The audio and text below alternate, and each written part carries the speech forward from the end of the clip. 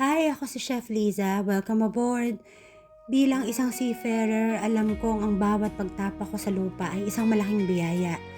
Matapos ang mahabang panahon sa gitna ng karagatan, ang shore leave namin ay hindi lang basta pahinga.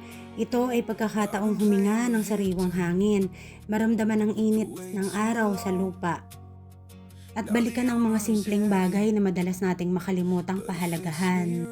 Panahon ito para magpahinga, magpalakas ng loob at makasama ang mga mahal sa buhay.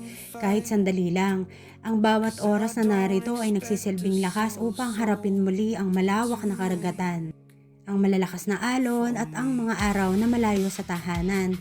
Sa lahat ng kapwa ko seafarer, palagahan natin ang bawat sandali ng pahinga. Ito ang magsisilbing gatong natin upang magpatuloy sa ating mga tungkulin at pangarap sa buhay.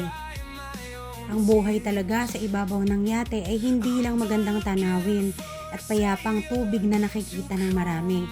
Bilang isang babaeng seafarer, nagsisimula ang aking tungkulin sa oras na tayo ay tumulak. Maagang gumising, mahabang oras na trabaho at laging alerto anuman ang lagay ng panahon sa dagat. Kailangan syempre matinding disiplina, pasensya at tibay ng loob upang manirahan at magtrabaho sa gitna ng karagatan. Malayo tayo sa pamilya at mga nakagawian sa lupa, ngunit kakaibang ganda rin dito. Ang walang katapusang abot tanaw na pagsikat at paglubog ng araw na hindi mo makikita sa ibang lugar. Sige, okay na dyan. Ang pinakamahalaga, ang lakas ng loob na nahuhubog sa bawat pagsubok. Ang bawat gawain, bawat pagsusuri, at bawat oras ng pagbabantay ay mahalaga para sa kaligtasan ng barko o yate at ng lahat ng mga sakay nito. Ito ang aking buhay. Mahirap minsan, nakakalungkot mag-isa, pero puno ng dangal at layunin. Ipinagmamalaki kong maging babaeng humaharap sa mga alon ng karagatan. May dalawang bahagi ng aking buhay bilang isang mandaragat.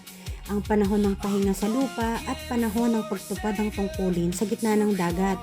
Kapag nasa lupa ako, nagpapahinga, nangangarap at isinasaisip ang mga dahilan kung bakit ko kailangan maglayag. Kapag bumalik naman ako sa yate, handa akong magtrabaho, magbantay at harapin ang anumang ibig-ibigay ng karagatan. Ang pagiging seawoman ay ang pagkatutong makibagay sa dalawang magkaibang mundo, ang mundo ng lupa at ang buhay sa gitna ng tubig. Hindi ito madali, may mga araw na nangungulila sa pamilya, may mga araw na malalakas ang unos, at may mga araw na tila walang katapusan ng trabaho. Ngunit sa bawat milyang tinatahak, sa bawat daungang napupuntahan at sa bawat pagsubok na nalalampasan, lalo kong napapatunayang sulit lahat ng sakripisyo ko. Ito ang aking landas, ang aking pakikipagsapalaran at ang aking pinagmamalaki. Sa lahat ng sumusunod sa ganitong buhay, huwag tumigil sa paglalayag, huwag mawala ng pag-asa at laging tandaan kung saan ka patungo.